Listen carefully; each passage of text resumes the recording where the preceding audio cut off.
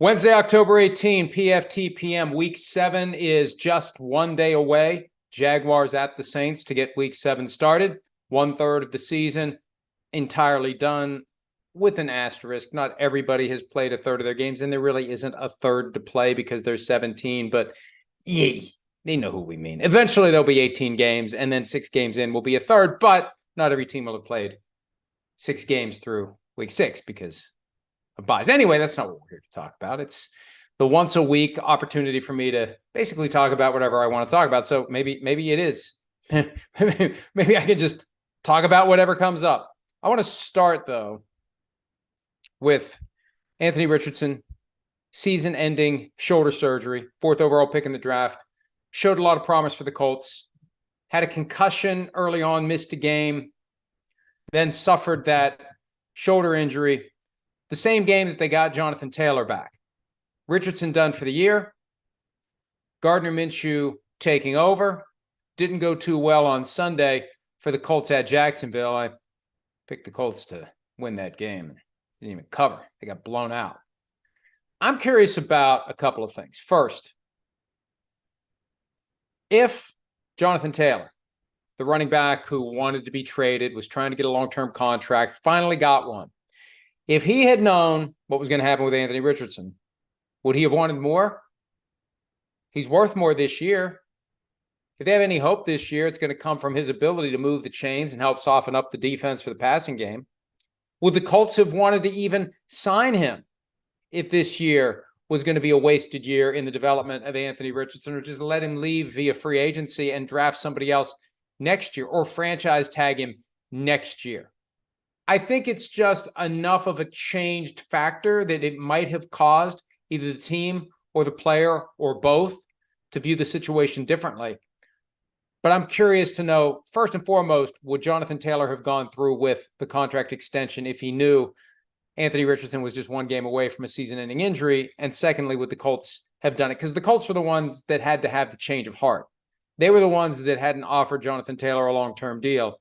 They were the ones that we're possibly going to follow the same pattern we saw when Edgerrin James didn't get a second contract, and before that, Marshall Faulk didn't get a second contract. So, Richardson, rookie year over. He needed the playing time this year. He needed the opportunities to develop, for the game to slow down, so he'd be better next year.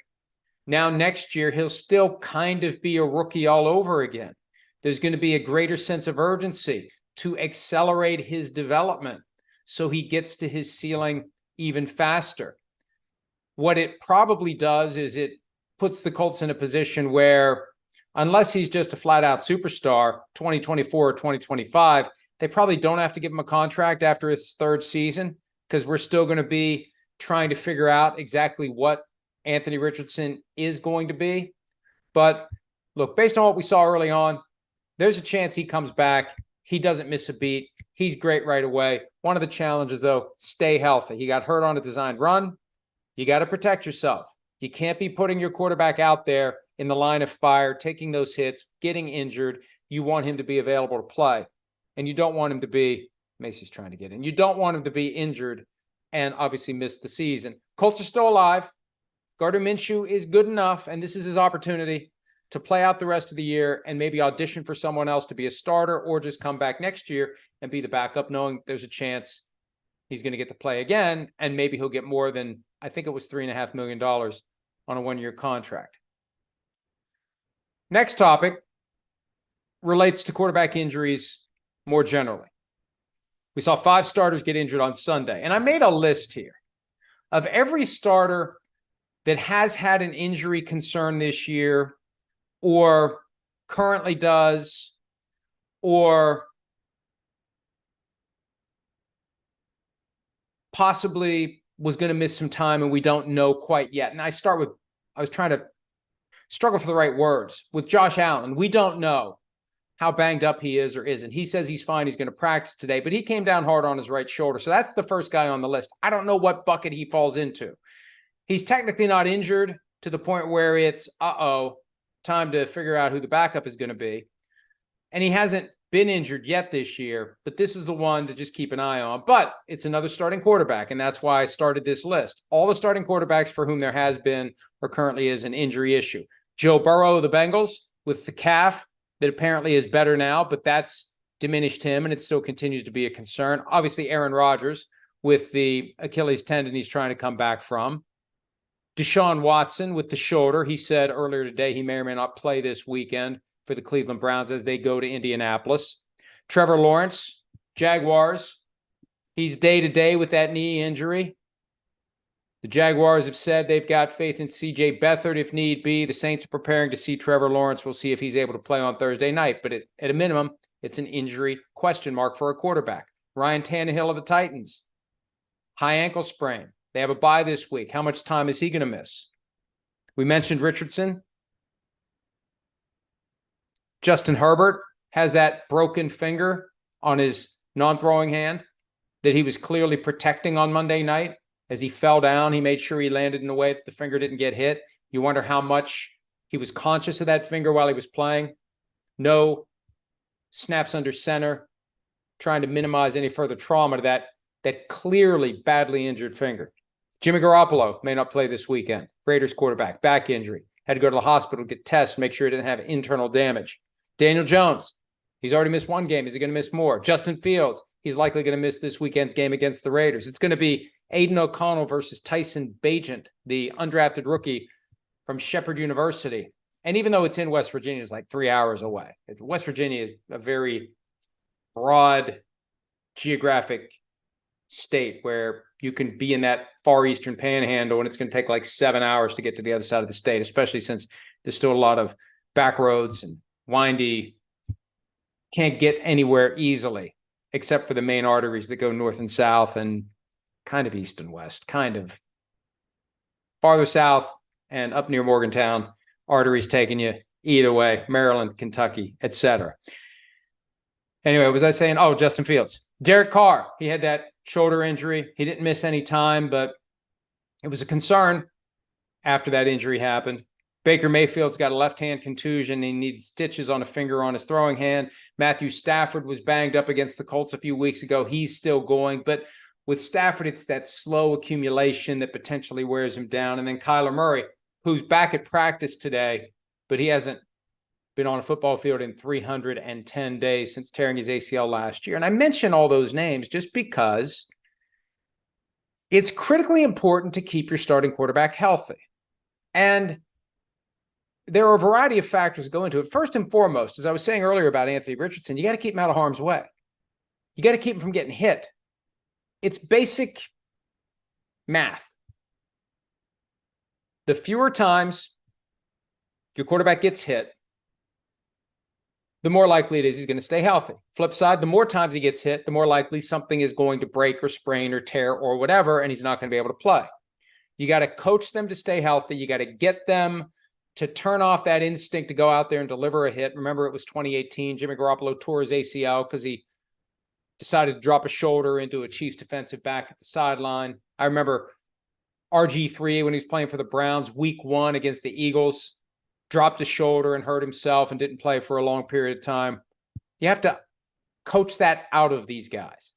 They have to always be thinking about their own safety. Hit the deck when you need to. And don't worry about getting dragged by Joe Namath like Zach Wilson did.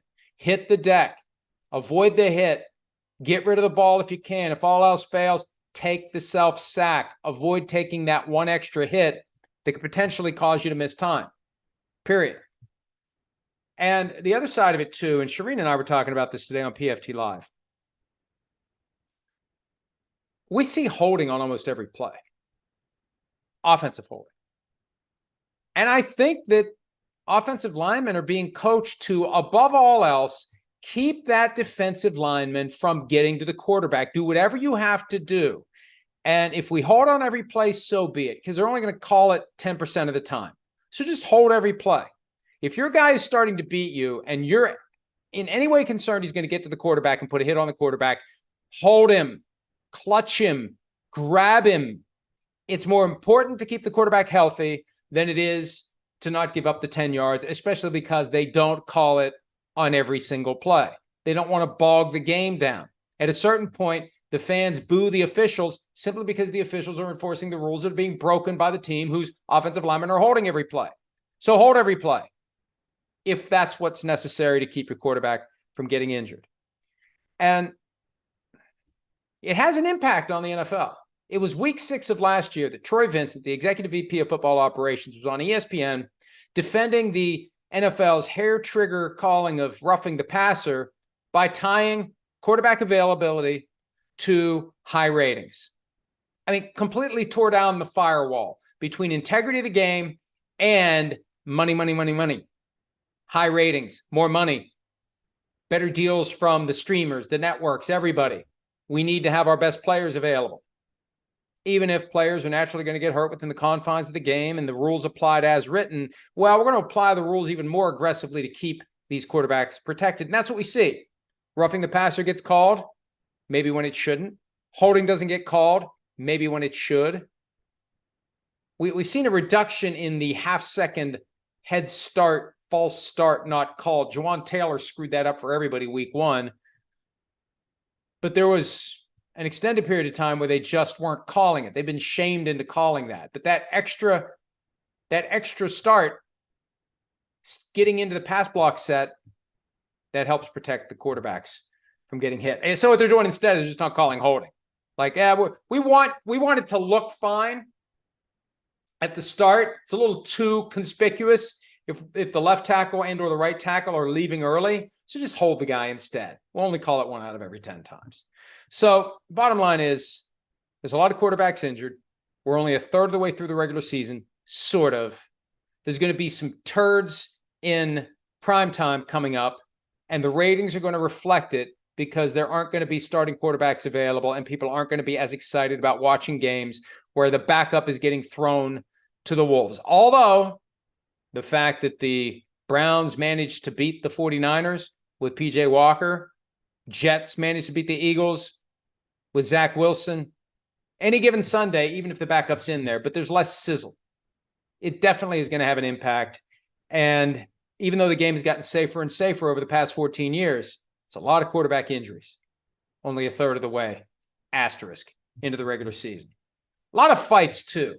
Before I get to the questions today, that's the last topic I want to touch on. I've mentioned it before. I wrote about it last night. We should not, as fans or media, accept the shit happens reaction to fights at games. Hey, fans go to games, they drink before, they drink inside, they drink and drink, they get drunk. It's an emotional game. They see players hitting each other, they start hitting each other. And we just kind of accept it. Hey, if you're going to go to a game, be careful. Be careful who you say that thing to. Be careful who you look at. You know, a lot of fights get started or starts get fighted. Fights get started because somebody was just looking at somebody. Hey, what happened? How'd that get started? He was looking at me. And well, he was looking at me. And so the fact that the fights are happening is proof in and of itself that the league is failing to properly protect the paying customers. And I went through the whole CLE, continuing legal education exercise, I believe on PFT PM earlier this year. I don't remember, but it goes like this. When you own land, when you own property and people come onto it, there are 3 categories of people who can come onto your land. Trespasser, you owe the lowest possible duty under the law to a trespasser because they're not supposed to be there anyway. Licensee, somebody you allow to come onto your land. You're doing them a favor by letting them come onto your land when you have no obligation to let them come onto your land, but you're letting them. You have a higher standard for them because you're saying, come onto my land for your own benefit. Then there's the invitee, the person who's on your land for your benefit, the paying customer, the person at the grocery store up and down the aisle with the cart, banana peel on the floor, you better go get it. Because that person slips and falls, it's on you. Why? Because that person is there to give you money. That person is there to help your business. That's what every fan of an NFL game is. So why isn't there a greater outcry for teams, the league, the stadium operators to do better. One fight is a failure. Put more security in the stands. Put more security throughout the sections. Whatever you have, it's not enough. And the fan helpline, text line, isn't that just window dressing to make it look like they're doing something? Is that really effective? It must not be, because fights still happen. Sell less beer.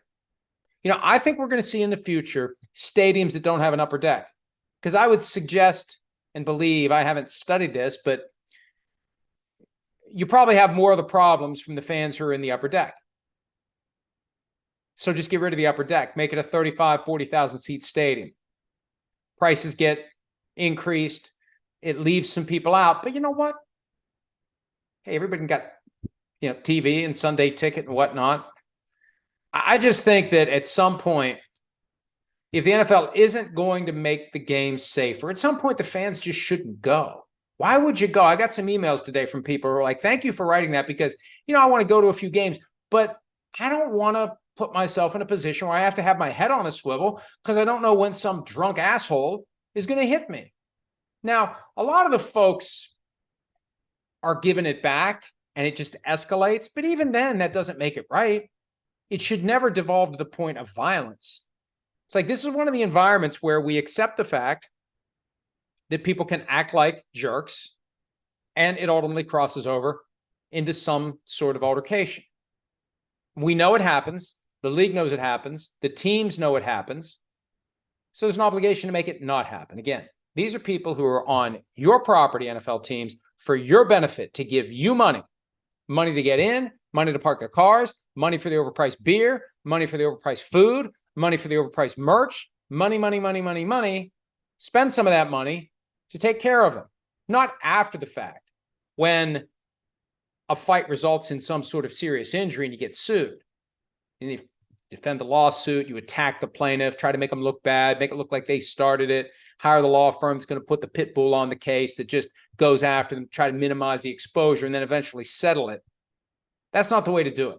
Spend the money to keep this stuff from ever happening. That's the right way to go. Hopefully one of these days the NFL will do it, and hopefully we won't be talking about, reading about, writing about all these fights. Something's up with my mouse here. That's not good. I'm going to have to go to plan B. From the mouse to the keypad. Is the keypad working? Hell, my keypad's not working either. Hopefully the whole machine hasn't frozen up. All right, I got to go to plan B to get the questions for today. And here's what I decided to do. I got a long email yesterday from the guy who runs the PFT PM Posse account. And he's had some rough stuff going on in his life now, losses in the family, etc. And he had a bunch of questions he wanted to ask. So I thought, you know what, since I answer like 7 questions a week from him anyway, I'll just answer his questions today. And we'll make that today's mailbag. All right. First question from our good friend Bobby, who is the person who runs the PFT PM Posse account. What are the odds Dak Prescott chooses to move on from the Cowboys because he's tired of the circus that comes with being Cowboys quarterback, constantly being criticized no matter what, etc.? He does look and sound more tired with it all the last 12 months or so. Well, here's the reality. He has no trade clause, but one way that the Cowboys can manage this $59 million cap number next year is to trade him if he would accept a trade. Now, where would he want to go? Who would he play for? Who knows? We talked about this on PFT Live today, though. Michael Parsons complaining about the criticism of Dak Prescott, the criticism of the Cowboys. That's part of what comes from playing for the Cowboys, America's team. And it's not the reporters who cover the team. It's the national voices, the phony debate shows. Somebody is pro-Cowboys, somebody is anti-Cowboys. Makes for a more compelling show, even if it's fugazi. A lot of the criticism of the Cowboys is fugazi because you got to balance out the Cowboys fan who's one of the panelists or hosts on the show. That's why it happens. Now, Dak might just be thinking, I expected by now to have greater success than I've had. And maybe it does wear on him over time. Maybe he would like to go play for the Cardinals or some other team with a lower profile where they really aren't paying attention to how well you're doing. But, the reality for Dak, if he goes wire to wire with the Cowboys, he waltzes right into a broadcast booth. Look at all the former Cowboys who are in broadcasting, in high-level spots. Troy Aikman, Tony Romo, Jimmy Johnson, Michael Irvin. Jason Witten had Monday Night Football for a while. There's value in being connected to the most popular team, the most polarizing team in the NFL for the entirety of your career. Next one, if the NFL wants to promote Olympic flag football and encourage NFL players to play, shouldn't they make adjustments to player contracts so any injury suffered while training, practicing, playing in Olympics doesn't count as a non-football injury? It's a great point. Great point, Bobby. If they're going to do this, they better make sure, because even though it's no contact, ideally, you still are going to have bodies colliding. I got a concussion playing flag football in law school. Banged heads with another guy. It happens. So, yeah, somebody can get injured. Remember the Robert Edwards injury? That was beach football. Completely ripped up his knee to the point where they were talking about amputation. So you'd want to, and this is why they need to work with the NFLPA, you'd want to ensure that the players have that protection. And the problem is the teams might say, what's in it for us? Why are we looking the other way on a contract that says you can't do other things like this? Why are we taking the risk of potentially losing a player and having to pay his salary because he got injured playing Olympic flag football that benefited us in no way whatsoever? They'll have to come up with a separate fund to pay the salaries of the players who would play in those games and potentially get hurt, and maybe give cap relief to the teams. It's going to take something like that to make it work. Somebody's got to pay the players if they get injured. The teams can't be penalized other than, not having the player. But financially, there can't be a punishment. There can't be a cap consequence. Those are the kinds of things the union and the league need to work on. But great question there. Another one. Do you think Kyle Shanahan knew that George Kittle had the F-K Dallas t-shirt and that's why he got him 3 touchdowns? I don't think he knew. I don't think he knew. I don't think he knew. I just think it just kind of happened. Number 4. Are tackles employing the Legion of Boom strategy and daring officials to throw a flag on every play? Yes, we already talked about that. Yes, I think they are. Hold every play. Hold every play. Force them to throw the flag. Legion of Boom did that to receivers 10 years ago. Hold the receiver, mug the receiver, hit the receiver on every play, force the official to throw the flag. They won't. At some point, they won't. Great question there, too. All right. Another one related to the same point. How will the NFL deal with players intentionally breaking rules at the end of games, such as when a DB mugs a receiver every snap on the final drive, knowing officials won't call it over and over again, a la the Legion of Boom, and seemingly many offensive tackles this year? What's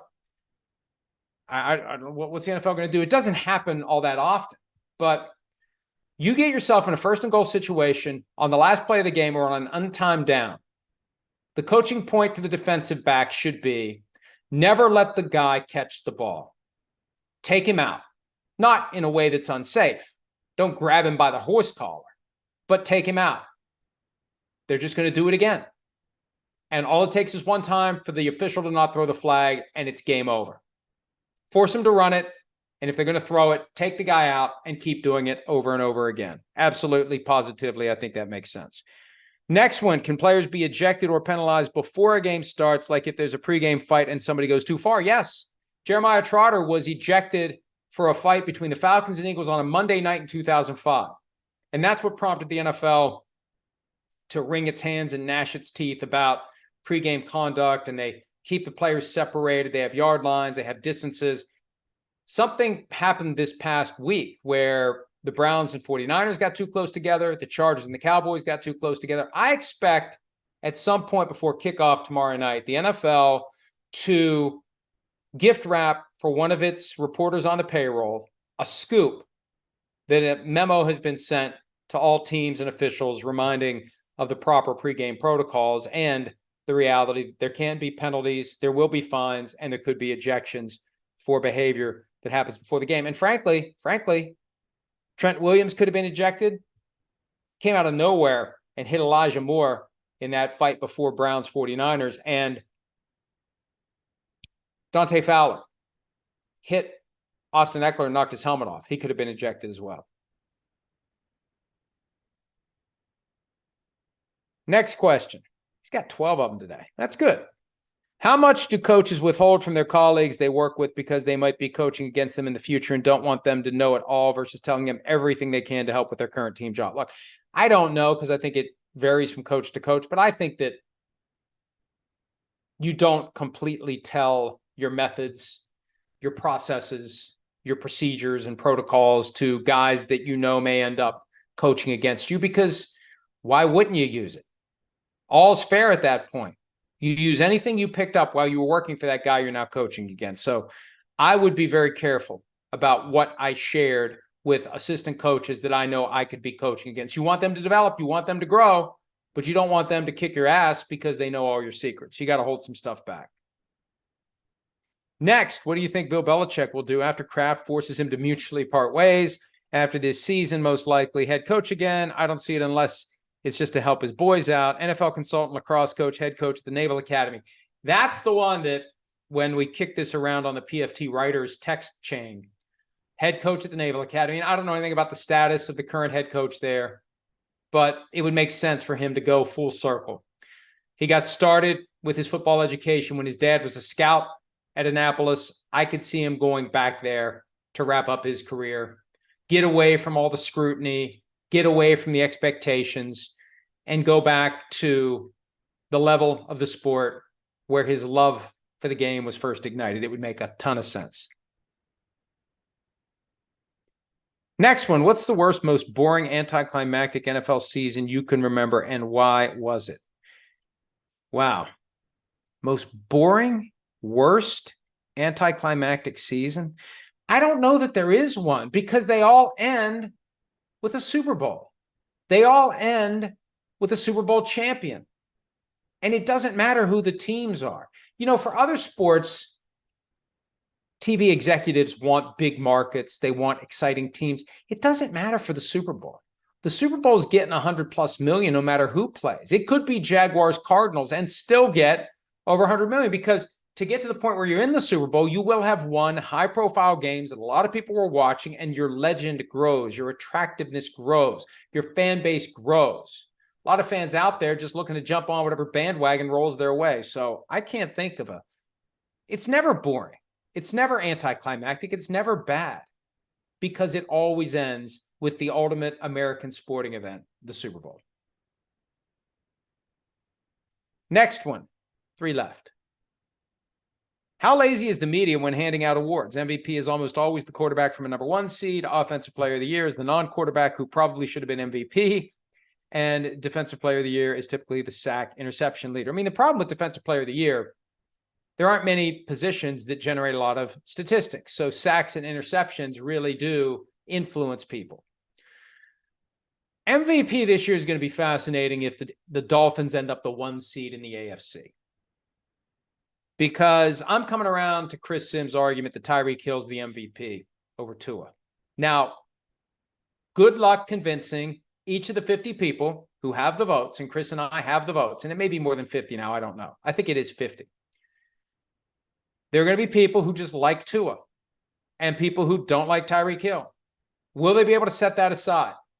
It's very easy to say, well, you know, yeah, Tyreek Hill had 2,000+ receiving yards, but Tua had 5,500 passing yards. And I think that's one of the reasons why a receiver's never been the MVP, because you can't have a great receiving season without a great quarterback season. So every year you've had that great receiver, there's been a better quarterback who ends up getting the MVP votes. So I don't know whether it's lazy. I don't know that it's lazy. I just think it's willingness to go beyond the accepted formula. And for now, the accepted formula is it's a quarterback from one of the 2 teams that finished with the number 1 seed. And we kind of know who the finalists are. And we kind of know instinctively who the winner is by the time the regular season ends. Couple more. Should the franchise tag formula be adjusted so the tag amount makes them truly a franchise player, whether it's top 3 money at the position, top 5 on the team, top 5 in the league, or something similar? I mean, currently, let me back up. What the formula for the franchise player used to be was the average of the 5 highest cap numbers for the players at that position the prior year. That was the base franchise tag. Now, I want to make sure I get this right. It's an average of the percentage of the salary cap that the 5 highest paid players at the position consumed on average prior to this year. So, for example, quarterback franchise tag for 2024, it would be 2019, 20, 21, 22, 23. The 5 highest paid quarterbacks, 5 highest cap numbers, the average each year, the cap percentage that average consumes, that becomes the cap percentage that gets applied to whatever the salary cap is for 2024. And that's why I'm a big proponent of one of these franchise quarterbacks getting paid a portion of the salary cap. They already use salary cap percentage to set the franchise tags. This isn't a bridge the NFL has never crossed before. They cross it every year when the franchise tag numbers are set. We don't know the franchise tag number until we know the salary cap, because all we know is the percentage based upon the 5 prior years, what that percentage will be for the given position. What's the general rule when NFL media work together and for the same organization on sources? Do y'all talk among each other to get to the bottom of something and reveal sources to each other? Do you know each other's sources from experience, et cetera? Look, I mean, there's a lot of guessing that gets done as to who people's sources are, and a lot of times it's right and a lot of times it's wrong. I think it's important not to share sources with anyone you don't work with. And even then, with the people you work with, there are times where it's important to keep your cards close to the vest to protect the source, because we know how human nature is. People like to tell secrets. People like to show that they have information. We all like to tell one person and to say to that person, don't tell anyone. And as we're told, don't tell anyone, we say, okay. And then we go tell somebody a couple of weeks later when that urgency of the vow that we took has subsided. Well, I'm just telling one person. And I'm telling them not to tell anybody, and they won't tell anybody for a couple of weeks, and so on. So I've never disclosed a source outside of the PFT family, and very rarely do I even mention among the PFT writers who it is I'm getting my information from. You just have to protect your source. You have to protect your source at all times. And I'm confused at times when there are stories that have 2 different reporters on it. Now, if there's elements of a story, multiple elements, I could see how you'd have multiple reporters involved and you piece it together. But for example, the other day when Frank Reich gave up play calling to Thomas Brown, coach of the Panthers, surrendering the offensive play calling to the offensive coordinator, NFL media has 3 guys on the story. What? I mean, surely one of them got it first. Like, how does this work where they all piss on the same turf and they all end up getting the credit for the same one thing? Like, did they all get the same text at the same time? Is this a matter of fairness? Because you know that's what happens. Agents, and I'm sure some of the information robots out there are going to be upset that I'm saying this. I think I've said it before, though, so what the hell? There are agents out there who have a list of reporters that they'll send information to, and they all get the same text. And you'll see different reporters tweet almost the identical language from the text message, seconds apart, a couple of minutes apart. They're all getting the same information. So I don't know, maybe all 3 guys from NFL Network got the same text from the same source at the same time. It's really not a complicated process. It's just a matter of getting yourself injected into the bloodstream and being compliant with that bloodstream. Don't ask questions about what a contract's really worth. Don't ask what the full guarantee is. Don't point out that there was some bullshit in the numbers. If you're willing to hold your nose and just report whatever you're told, that's how you continue to be told things. So, the soul isn't sold in bulk if you're one of these reporters chasing transactional information that's going to be announced 5 minutes later anyway. It's sold in slivers, especially for the people who already work for the league. And I know they get mad about that, but come on. You're working for the league. You're employed by all 32 teams. They have a vested interest in feeding that machine that they own, of propping up the machine that they own. They want people to come to NFL.com and NFL Network for the official information. So how do you do it? Well, before you announce the move, you send a text to the 3 NFL Network reporters to boost that portion of your business. It's good business. A lot of fans don't care. They just want the information. But boy, the people who are taking the paycheck from the NFL to cover the NFL get pissed off when people like me say, you're just getting a 5-minute heads up because that team recognizes the value of supporting the media company that team partially owns under the auspices of the broader NFL shield. That's it for today. Usually go about an hour, but 40 minutes is fine.